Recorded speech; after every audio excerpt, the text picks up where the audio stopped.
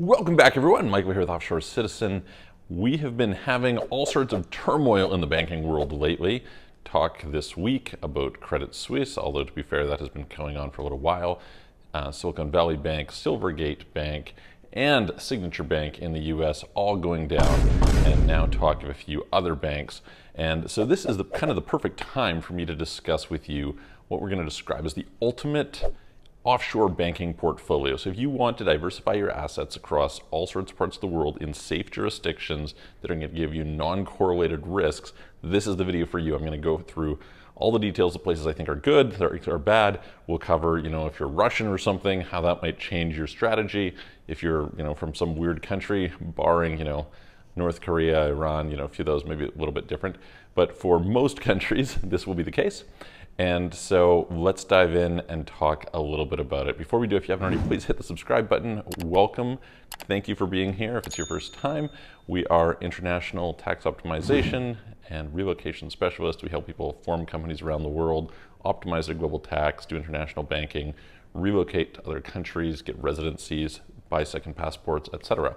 If you're interested in help with any of those things, please reach out to us. You can book a call with me, calendly.com/Michael-Rosmer. There's a link in the description below. Or you can send a message through offshorecitizen.net. Okay, so let's get started. Now, the first thing that I want to just talk about here is in the world today, we have maybe more uncertainty around banking than we have, at least going back to, 2008 financial collapse and the Euro crisis in that period. But arguably, maybe before that to, the savings and loans crisis in the 80s, something like that. It's been quite a while since we've had this level of uncertainty globally around banking. And therefore, we're going to talk a little bit in some other videos about the safety of banks. I've done some of this previously, so you can go back and check out some of our videos where I discuss EMIs, where I discuss how banks fail, therefore what to look for, etc. We're not going to cover all of that in this video because it's too much. I'll do another one kind of on things in the modern day and how you should think about it, because people have been asking about that. Today, we're just going to cover the banking jurisdictions that are going to be best for you. So here's what I would start by saying. First of all, somebody might ask, well, why do I need banking jurisdictions? Why don't I just have one, etc.? And the reality is just there are risks that are concentrated in given countries. So we saw this with Cyprus, with Greece, as an example, during the Euro crisis. We saw it with Canada last year with the trucker protests and the government, supposedly a formerly free democratic country, freezing people's bank accounts for giving donations to a legal organization. Kind of crazy. And I think this spooked a lot of people. People rightly are saying, this is ridiculous. What is going on here? I want my money to be safe, and so I better look at some other alternatives. So who knows what is going to happen in the future, and therefore we want to be diversified, and we want to be diversified across quality places. I've talked a lot in previous videos about how, a lot of the places that have kind of traditionally been thrown around as banking jurisdictions, places like Belize, Cayman Islands, I'd say broadly anywhere in the Caribbean, let alone places like South Pacific, etc., are generally low quality banking jurisdictions. Generally speaking, I do not recommend those. There is a place for them if you can't get banking elsewhere, and in particular if you're a very small depositor. But to give just kind of a quick little anecdote, I was dealing with some stuff back, this was maybe 10 years ago, not quite 10 years ago, maybe 8 years ago. And we were trying to move about $2.5 million out of a bank in St. Vincent, and it took like 4 months to have that happen. And as we kind of dove into it and we're looking at what was going on, we were a significant depositor. There was like $400 million of assets in the bank. You don't really want to be a significant depositor in most banks. You want to be in a situation where the amount of money that you're putting in is insignificant for the bank, and therefore you pulling it out is not going to, cause them to be up in arms or anything like that. There are some sort of medium level jurisdictions, places like Georgia, that, they can be reasonably good banking jurisdictions, but they're not what I'm going to mention in this ultimate banking portfolio. So without further ado, let's just dive into the ultimate banking portfolio, and I'll kind of discuss with you as we go what they are. There are 6 jurisdictions in particular that I recommend, and these are all top rated in terms of their safety for one reason or another. And they generally have somewhat different risk profiles because of how they're managed, because of who's involved with them, etc. And so the first place that we will start with is Singapore. I don't think this comes as any surprise. Anyone who's watched this channel, I'm an enormous Singapore banking fan. They have some of the top banks in the world. There are 3 local banks, DBS, OCBC, and UOB. They're all great banks. If you were to pull up a list of the top 50 safest banks, they're all within the top like 15 or something like that. And they're like quality institutions, well managed, easy to deal with, etc. You can't always open accounts there. And so, you know, you have to kind of find the right time and position yourself right. If you're from the EU, it's generally not so easy because they can't sell investment products to you without being licensed in the EU, and as a result, they just don't want to take people on. So you may need another residency permit in order to get there. Also, a bunch of these banks don't like Americans. I had a conversation with one of our Swiss bankers, who I'll get to in a second, not that long ago, and I was saying, hey, you know, what is it that you guys don't accept? And they said, well, North Korea, Iran, American.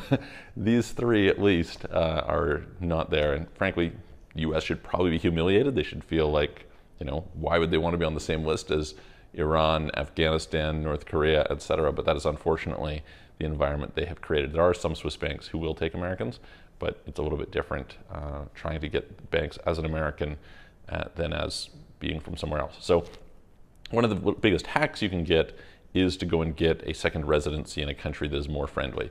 Countries that tend to be more friendly are Southeast Asian countries, places like Thailand, places like UAE, and places in Latin America. Those kind of 3, I would say, are generally ones that banks are less concerned with dealing with you. Although in some cases it's helpful to have, say, an EU residency for, again, certain types of the banks that would be in the portfolio. So anyway, the first place that we would look at is Singapore. We definitely want to, if you can get accounts in Singapore, do so. The second place is, unsurprisingly, I kind of mentioned it before, Switzerland. So you can kind of think that these are both small, well-run, efficient, organized jurisdictions that care a lot about their reputation as a financial center. They do a good job of managing it.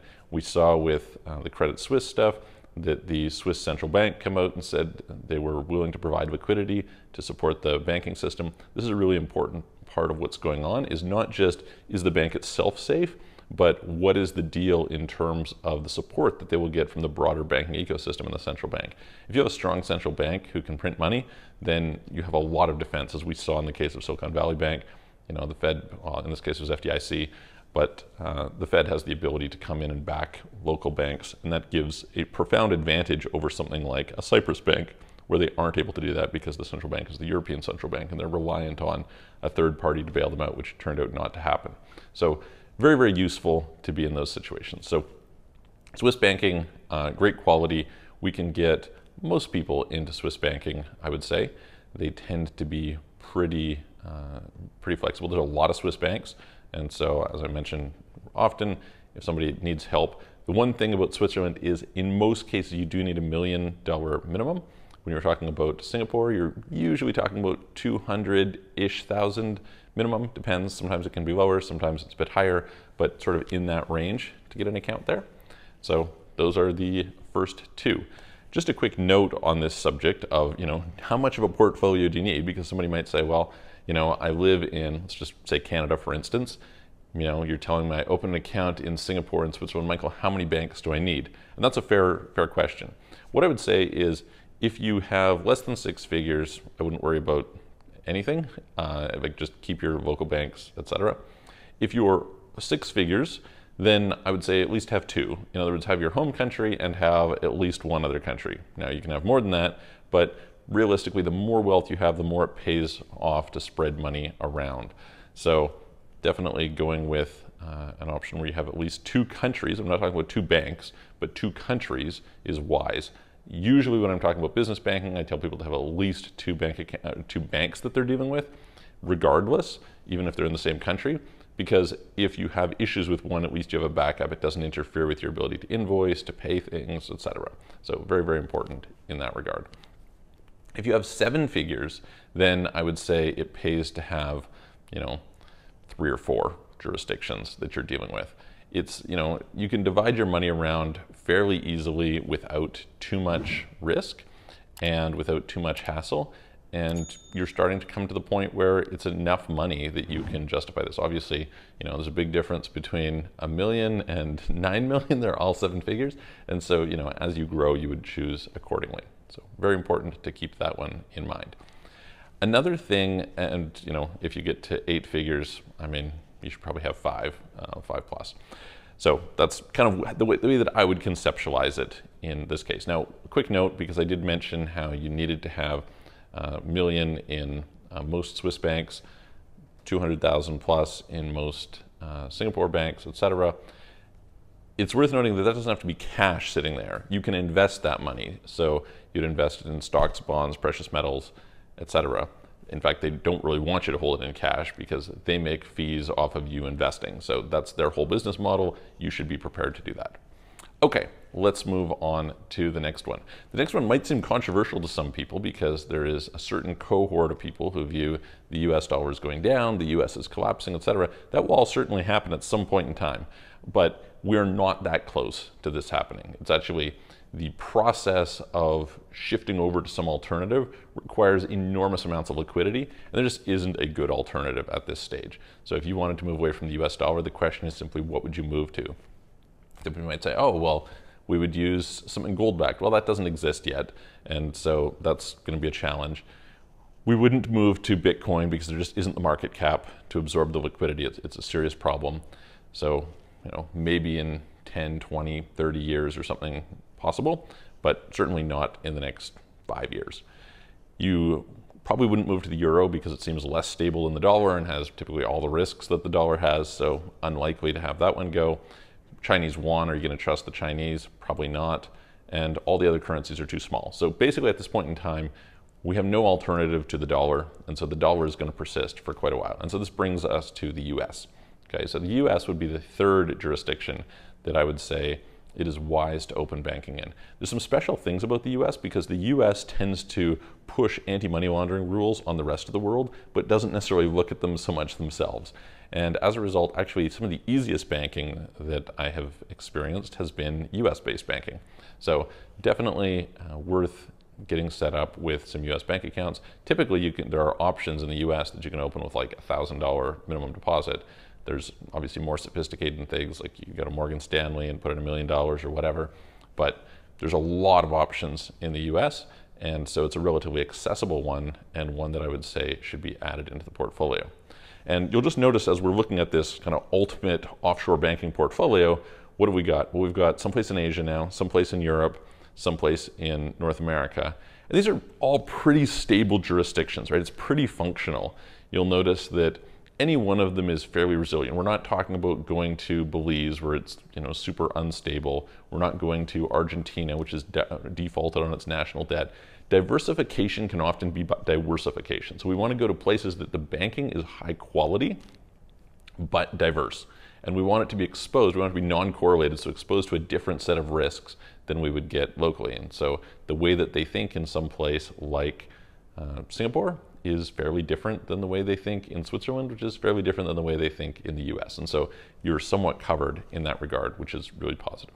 So this brings us to our fourth place. Our fourth place that I'm going to mention is one that not a lot of people think about, but it is a place where you can get offshore banking, actually with relatively small deposits. So though in my experience, you have to actually go there in person. And this is South Korea. So South Korea is not a place that people think of, oh wow, what a great banking jurisdiction. But actually, if you go down the list of safest banks in the world, you're going to find a bunch of them are South Korean banks. And so it's one that you should definitely consider as an alternative. Again, our objective here is to be non-correlated. So the question is, in some sort of a geopolitical turmoil, who is going to side with what? What risks are you going to be exposed to? And, it's a different hemisphere. It's just a different mindset, a different set of financial implications and geopolitical economic influences on the country. So South Korea would be our number 4th option. By the way, these are not in any particular order. The idea is that you pick and diversify across them accordingly. The 5th one that we're going to talk about is UAE. UAE, typically you need to get a residency permit in order to get a bank account, but if you get a residency permit, which is pretty easy in and of itself and you can have a nice backup, if you get like a golden visa or something, it's easy to maintain, It's not a bad idea just as a backup plan in general, but it is really easy to have banking, and you can have banking with relatively minimal deposits if you want. You can also do private banking, which typically requires around $1 million US dollars. Again, depends on the bank. If we're looking at UAE, I mean, really you're looking at the 4 top banks, which are First Abu Dhabi Bank, Abu Dhabi Commercial Bank, Emirates NDB, and Abu Dhabi Islamic Bank. Those 4 would be typically your preferences. Some people might ask, what about HSBC or Standard Chartered or Citibank, etc., which all have presences in Dubai or in UAE.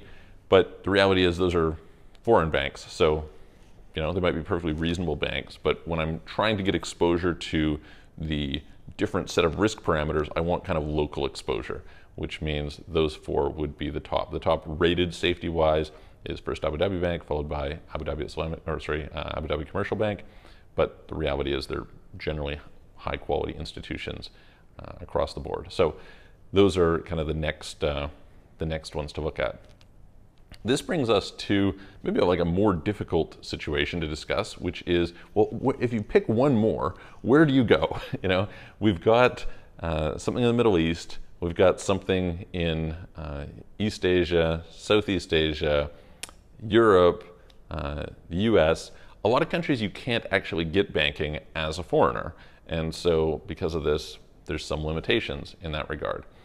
The last one that I would throw in, I think, is you could debate a few different jurisdictions, but the one that I'm going to say is Jersey, which is a Channel island. It's sort of the offshore part of UK, and so it has pretty good exposure to UK, which is kind of what you're trying to get in this case. I mean, the British pound is still one of the top currencies in the world. You may be in a position where you want to access the financial markets in London, and that's still one of the biggest financial centers in the world. It's a place where expats can absolutely get bank accounts. They will give you mortgages if you're wanting to buy in UK, so that's fairly attractive. And generally speaking, they have fairly high quality of banking in institutions like Standard Chartered. Now, a couple others that you may want to consider as an alternative to that, and may want to consider in general, would be places such as Liechtenstein, sort of an alternative to Switzerland. I would say in general, I'm a little more concerned about Liechtenstein than Switzerland because they're just not as significant geopolitically, so they don't have kind of the same heft. But anyway, what do you do? Luxembourg would be another alternative. Typically harder, I find, to do banking in Luxembourg, but there are some options there. And the other one would be Andorra. I actually had dinner with one of our bankers from Andorra the other night, and we were kind of discussing. It was an interesting thing because they specialize a lot in dealing with people from some countries where it's more difficult, so typically CIS countries. So this is Ukraine, Russia, etc. And so they're able to onboard people who maybe wouldn't be able to onboard into a bank in, for instance, Jersey, right? Again, depends person to person and profile and all this sort of thing, but those were ones that I think I would consider if you're in a situation where you're like, okay, well, maybe I can't get these, or maybe I want something else, I want something a little different. To give some idea, in Andorra, you're typically looking at about $500,000 as a minimum deposit. Typically something similar in various Liechtenstein banks, etc. If you're looking at Jersey, I was mentioning, you're typically looking at 100,000 minimum. They're a bit more selective about who they'll take. They'll often not take people from some of these places. And so, yeah, that would be, in my opinion, sort of the ultimate offshore banking portfolio. You certainly could say, okay, well, what about Latin America? Just generally speaking, if you go to Latin American banks, even the best ones are arguably in Chile. Some people like Uruguay. It's, I would say okay, but they're just not at the same caliber as some of these others. And because they're not at the same caliber, you're sort of doing that diversification by having diversification. African banks are typically a non-starter. Yeah, there's Standard Bank or something like that. But in general, I don't want to expose myself to something like South Africa directly. That sounds like a terrible idea. And so that's off. You could look at other parts of Southeast Asia, Thailand, Indonesia, Malaysia, etc. Just not as solid as Singapore. So again, it's diversification rather than just diversification.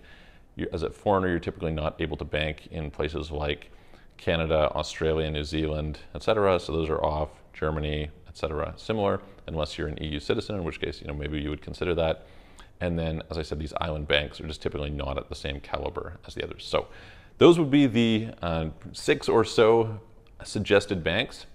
As you grow your wealth, you would choose to separate between, an increasing number of them and have some exposure. As I said, a lot of them you can get in with a relatively small amount. So, with a few $1,000,000, you could have exposure to all of them with no problems at all. And so those would be the suggestions. If you guys have questions about it or would like help, please reach out to us.